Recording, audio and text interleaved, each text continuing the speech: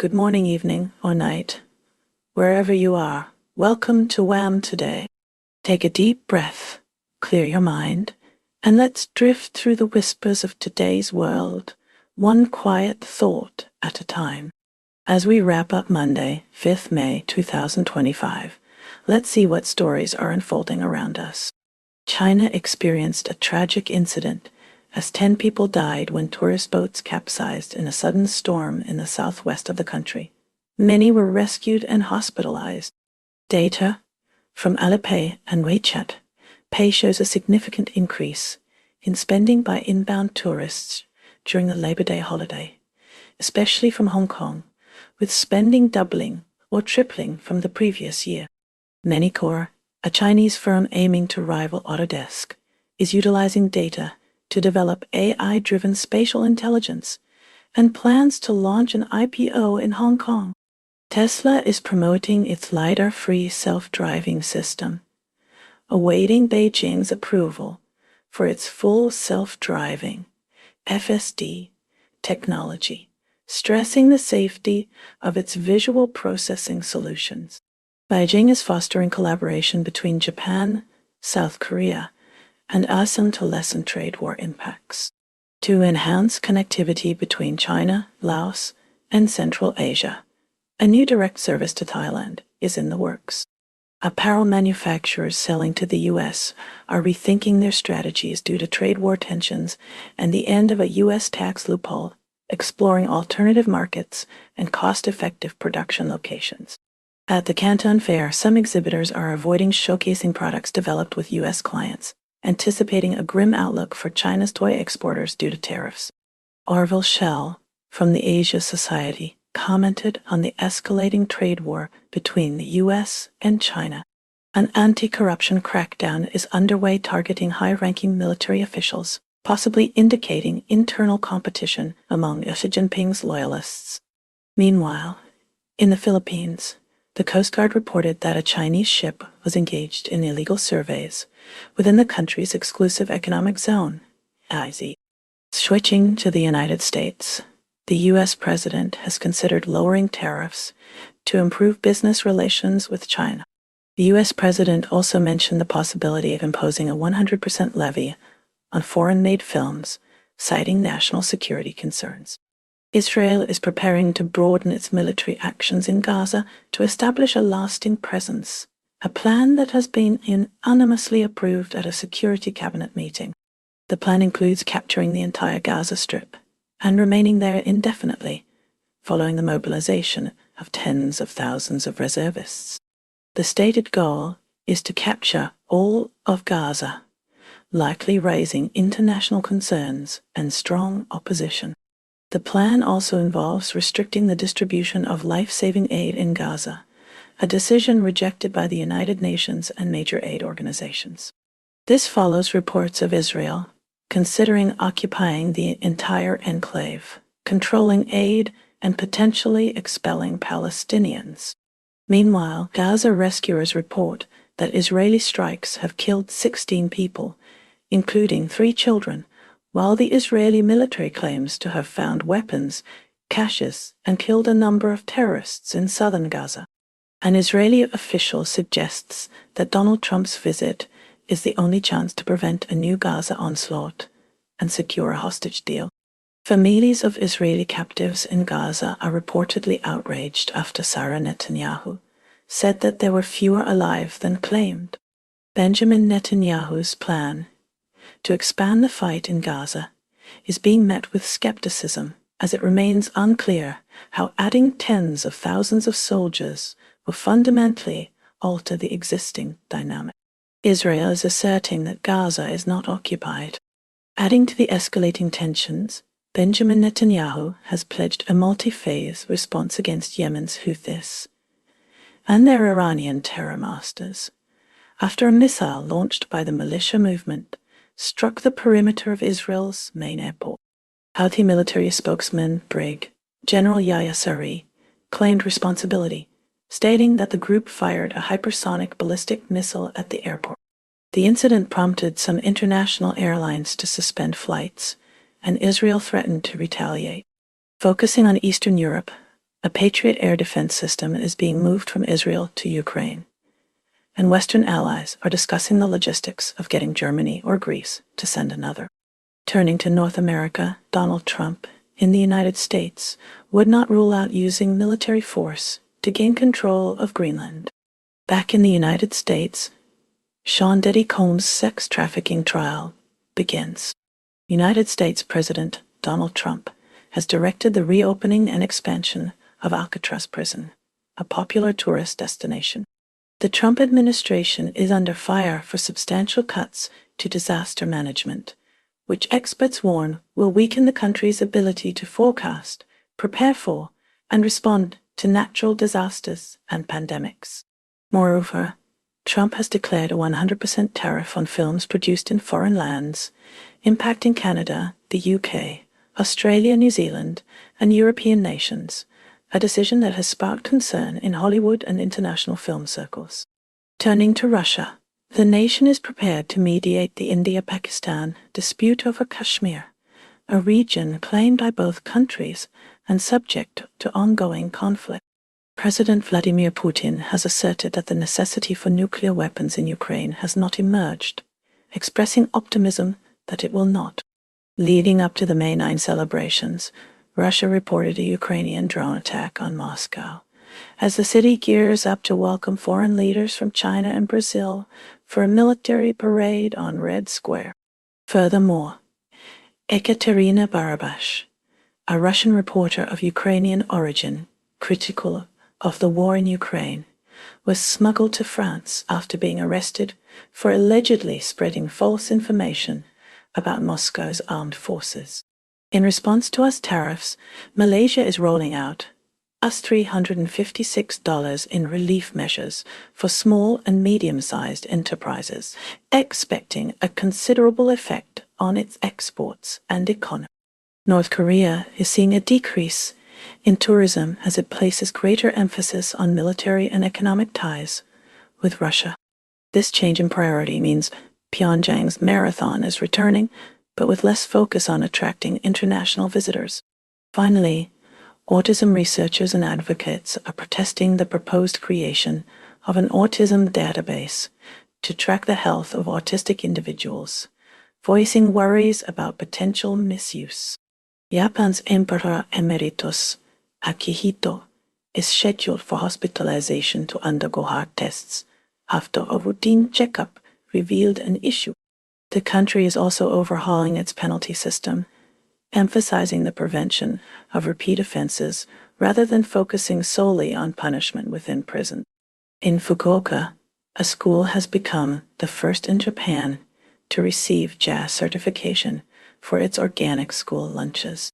Addressing a growing labor shortage, nursing care facilities are increasingly relying on spot work staffing solutions, anticipating a surge in demand for care providers by 2040. The child population in Japan has declined for the 44th consecutive year, hitting a record low. The Defense Ministry is considering revisions to its defense build-up plan, earmarking 43 trillion yen for spending. Defense Minister Jen Nakatani and Sri Lankan Deputy Defense Minister Aruna Jayasekara have agreed to strengthen cooperation between their defense forces.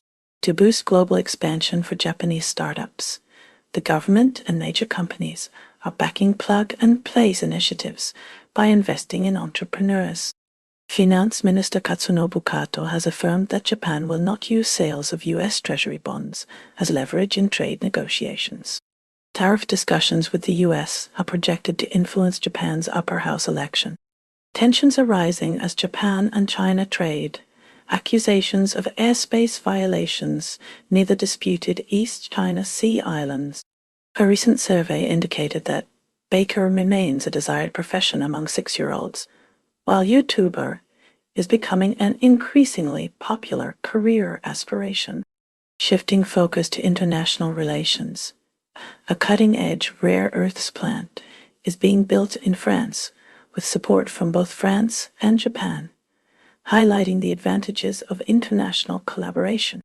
Japan's resource security strategy is being studied as a possible remedy for vulnerabilities in critical mineral supply chains, which are primarily controlled by China and affected by U.S. protectionist measures.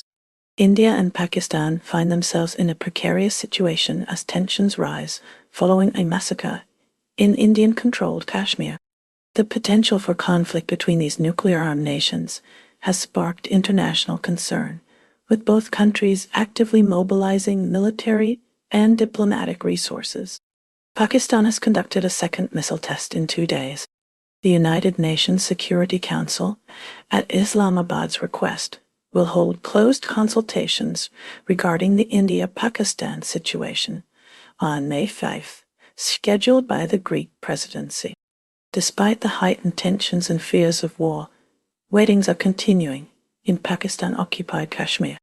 Amidst this crisis, Indian Defense Minister Rajnath Singh is set to host Japanese Defense Minister Nakatani on May 5 for discussions that will include a review of the situation in the East and South China Seas. Turning to India, World Bank Executive Director Parameswaran Iyer will represent the nation at the International Monetary Fund Board, succeeding K.V. Subramanian, whose services have been terminated. In other developments, areas around Delhi experienced severe thunderstorms, leading to 7 deaths and recording the second highest 24-hour rainfall total for Delhi in May since 1901. India also has an opportunity to expand its solar panel manufacturing capabilities, capitalizing on global concerns about Chinese dominance in the solar and EV sectors. The government is investing in this sector, though substantial progress remains necessary. Concerning global weather patterns, severe thunderstorms have not only impacted areas around Delhi, but also affected regions in Western Europe. The Delhi storms caused 7 fatalities and record rainfall. United Kingdom. The UK film industry is bracing for potential devastation as Donald Trump threatens 100% tariffs on movies made outside the US, prompting ministers to prioritize the issue in trade talks with the White House. Simultaneously, the Bank of England contemplates cutting interest rates, weighed down by anxieties over the repercussions of Trump's global trade war on UK employment and economic expansion. In a consumer-focused move, Sainsbury's will bring back the Fair Trade label to its classic tea bags under the By Sainsbury's brand, effectively reversing a 2017 decision. At the Manston Migrant Processing Center, authorities dismissed 29 staff members after they tested positive for drugs. The center is responsible for processing thousands of asylum seekers. Meanwhile, a salvage operation is being conducted off the Sicilian coast to recover the British-flagged superyacht Bayesian, which tragically sank last summer, leading to the deaths of 7 individuals, including UK tech entrepreneur Mike Lynch, his daughter, and 5 others.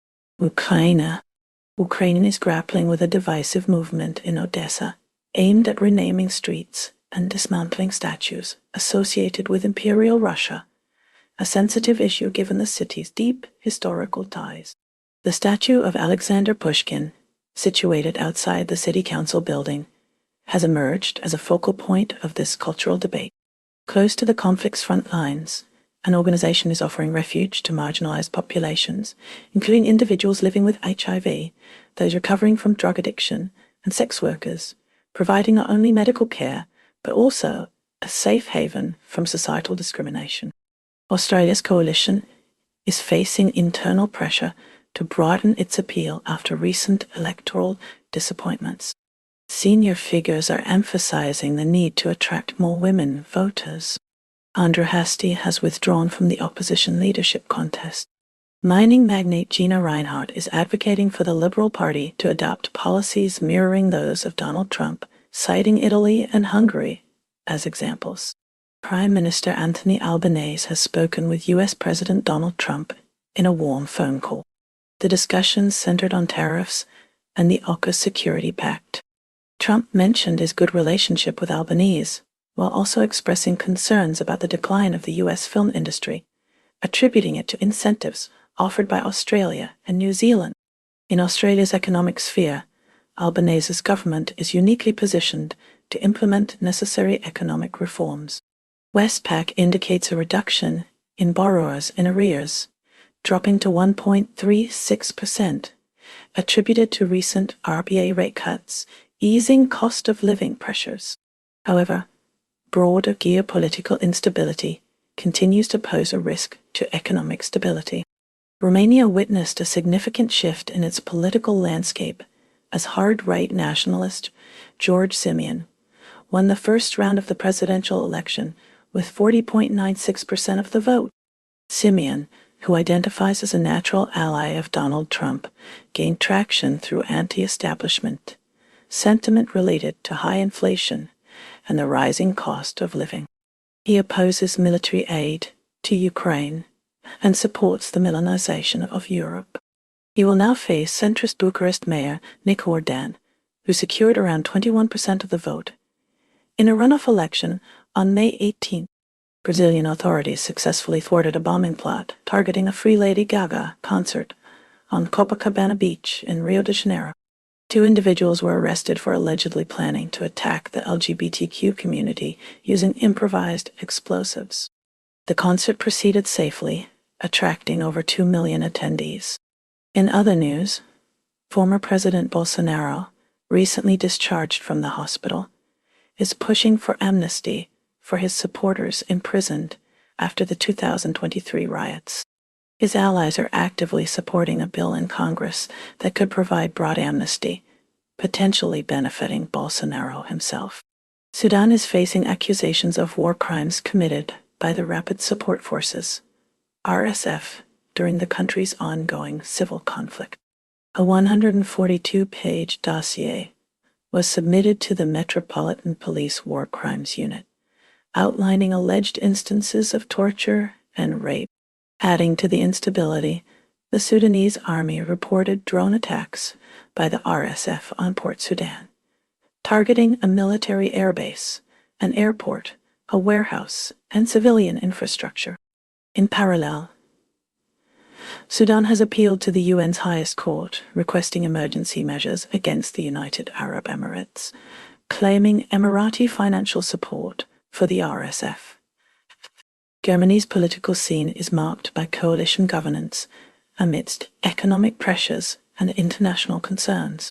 The government is grappling with the fallout from the Ukraine war and the potential implications of a resurgent Donald Trump. Adding to the complexity, the Alternative for Germany, AfD, is challenging its classification as a right-wing extremist group, fighting the domestic intelligence services surveillance. Public discourse reflects these tensions, with clashes erupting between police and pro-Palestinian demonstrators at Gaza solidarity events in Berlin. The city also marked a historical milestone in May 2024, commemorating the 80th anniversary of Nazi Germany's defeat.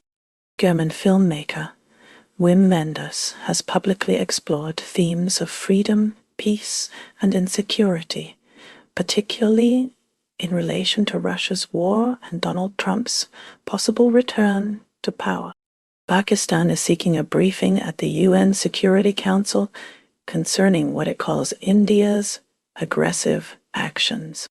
Foreign Minister Ishaq has instructed Pakistan's UN representative Asim Iftikhar to arrange the meeting. Army Chief General Syed Asim Munir has taken a firm stance on the Kashmir issue amidst rising tensions. Moody's predicts that these tensions will negatively impact Pakistan's economic growth. India, in contrast, is expected to remain relatively unaffected economically due to its limited ties with Pakistan. Iranian FM Araghchi visited Pakistan before heading to India, offering Tehran's assistance in de-escalating the situation. In Delhi, Araghchi will participate in a joint commission meeting with E.M. Jaishankar to discuss trade, the Chabahar port project, and the impact of U.S. sanctions. Mexico's President Claudia Sheinbaum has rejected Donald Trump's offer to deploy U.S. troops to fight drug cartels within Mexico. Sheinbaum instead proposed a collaborative approach. Each country would operate independently within its own borders. Maldives President Muitsu conducted a 15-hour press conference He aimed to alleviate concerns about past agreements with India. Criticism arose from allegations that he retracted 2023 campaign promises. These promises suggested the agreements threatened Maldivian sovereignty. To tackle national debt, the Maldives intends to create an $8.80 billion tax-free financial free zone by 2030. Investment from the Middle East is expected. North Korea remains under pressure as relatives of abductees recently held a news conference. They are imploring North Korea to release their family members. This follows their trip to the United States, where they sought support for their cause. Meanwhile, Nordic countries are strategically targeting U.S. researchers. These nations aim to attract those disillusioned by American research funding cuts. The Trump administration's policies particularly affected funding. Nordic institutions are offering alternative research opportunities. The U.S. oil market is reacting to OPEC plus decisions. U.S. oil prices have declined, settling around $56 per barrel. This followed OPEC Plus's announcement of increased oil supply. The lower price makes drilling wells in the United States less economically viable. This impacts the profitability of domestic oil production for many companies. Canada is currently re-evaluating its alliances and strategic priorities. This reassessment is driven by the visible fracturing of the global order. A hypothetical second Trump presidency is the cause of this instability. Voters in Canada have recently rejected right-wing parties. These parties embraced elements of the MAGA playbook. Australia has also seen voters reject right-wing parties. These parties similarly adopted Trump-inspired political strategies. This rejection signals a broader trend against such approaches. The outcomes in both Canada and Australia point to a potential shift in global political sentiment.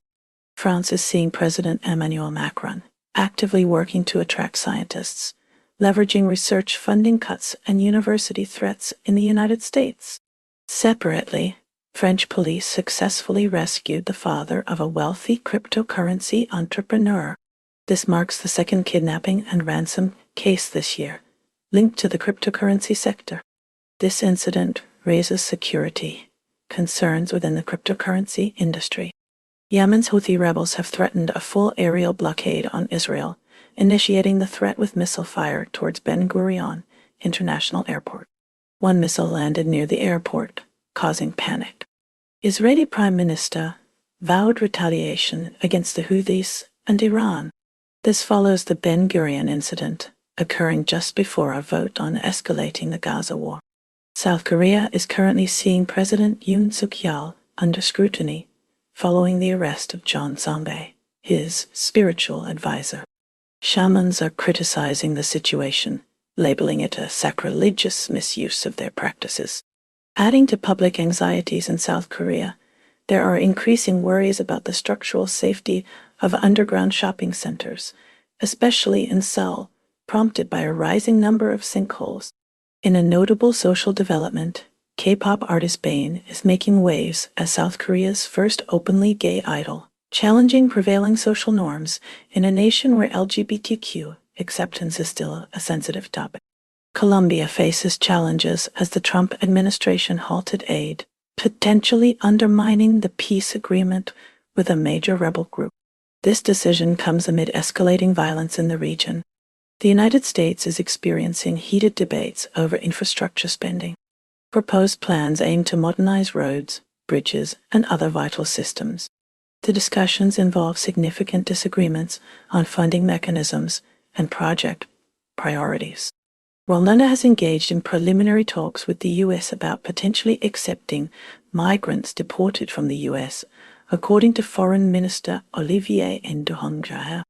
This aligns with the Trump administration's immigration policies. Philippines is embroiled in ongoing South China Sea disputes, recently challenging a Chinese research vessel suspected of illegal activities within its claimed maritime zones. Compounding these external pressures, the Philippines grapples with internal educational challenges. As a recent survey revealed, that roughly 20% of high school graduates exhibit functional illiteracy, highlighting significant deficiencies in the national education system. The United States, under the guidance of Donald Trump, has floated the idea of using military force to potentially acquire Greenland. This autonomous territory belongs to Denmark, a fellow member of NATO. Trump's repeated suggestions about the U.S. expanding into Greenland have faced considerable criticism. Vietnam's industrial sector is booming, mirroring China's growth surge from 2 decades ago, fostering closer economic and diplomatic connections through increasing Chinese investments. Despite regional economic growth, poverty remains a persistent challenge in Papua New Guinea, Fiji, and the Solomon Islands, according to a recent World Bank report. European companies within the MSI Europe Index are exceeding expectations with their earnings, reporting an average growth of 3.8%, a significant improvement over the previously anticipated 1.4% decline. The Netherlands marked the 80th anniversary of its liberation from Nazi German occupation in World War II with a nationwide 2-minute silence, halting trains, traffic, and flights to commemorate war victims. In Spain, high-speed rail services connecting Madrid and Seville experienced substantial disruptions due to the theft of a critical signaling cable, an act the transport minister characterized as serious sabotage. Sri Lanka is preparing for local government elections on May 6, where the ruling NPP aims to gain control of local bodies to fulfill local promises, while the opposition parties are striving to regain lost political influence. Singapore is currently seeing analysts closely examining shifts in voter behavior, particularly among opposition supporters, as a key factor influencing the opposition's persistent inability to make significant gains in recent elections. In the Solomon Islands, security has been increased by police forces as the government of Prime Minister Jeremiah Menei faces a no-confidence vote. Indonesia, in an effort to alleviate Jakarta's notorious traffic congestion, has mandated that all civil servants use public transportation every Wednesday. Meanwhile, in Malaysia, police have arrested a beauty influencer after uncovering methamphetamine and links to a major drug syndicate, exposing the influencer's involvement in money laundering operations benefiting drug gangs. Turning to Iraq, the Justice Minister reports that the country's prison system is operating at double its intended capacity following the enactment of a general amnesty law. In Lebanon, the nation is holding its first municipal elections since 2016, an event of particular significance as it also represents the first such election since the Israel-Hezbollah war. Tragedy struck Jordan, where police recovered the bodies of a Belgian mother and her son after flash floods swept through the southern part of the country. Across the African continent, Togo is witnessing demonstrations protesting proposed constitutional amendments that critics fear could allow President Faure Gnassingbe to remain in office indefinitely. Shifting to the arts, Kenya is being represented in New York City with the premiere of Goddess at the Public Theater, a musical by Sahim Ali rooted in Kenyan folklore and set in an Afro-jazz club in Mombasa. In Bolivia, all 5 occupants were successfully rescued after their plane crashed in a remote swamp in the Amazon rainforest, an area known for its alligator population. Globally, the weakening of the US dollar is identified as a contributing factor to instability and disturbances affecting various Asian currencies. In New Zealand, a large sculpture depicting Gandalf riding an eagle from the Lord of the Rings films was removed from Wellington Airport after gracing the space for 12 years. And that's a wrap for today's news, because even headlines need a nap. Stay curious, stay kind, and let the noise fade as you find your quiet. Take care, stay awesome, and I'll see you next time on WHAM Today.